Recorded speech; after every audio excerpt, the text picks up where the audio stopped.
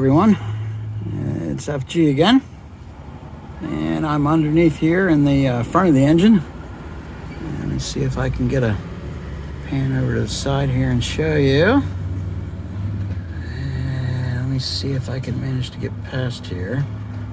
It's kind of tight. There we go. Okay, so I replaced the oil filter with a much larger one. This is a Wix 557510, which has exactly the same thread and exactly the same size base gasket diameter, but the can itself, as you can see, is quite a bit larger. So I did that in the interest of just having some more filtration media. I used to do this, I had an 83 Camaro V6 that had the same 2.8 liter engine that they used to use in the Chevrolet Blazer before it got the 4.3 V6. And the filter that the Blazer engine used was about twice the length of the Camaro.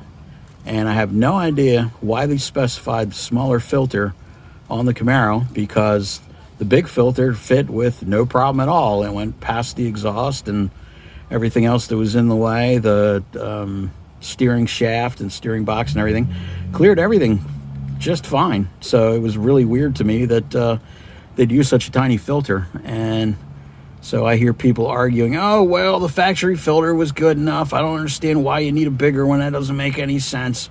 Like, well, you know, it's kind of like, well, you know, why do you need heavier tires? Why do you need to lift your truck 2 inches? Why do you need skid plates?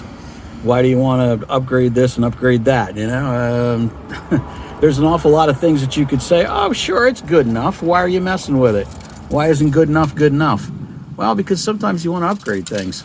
So that's how I feel about it.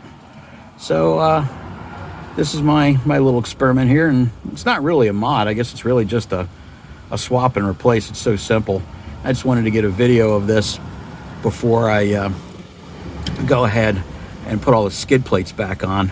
And all of this is completely invisible, obviously, at that point. This is the one, the radiator and the front of the cross member armor plate. So that's basically it.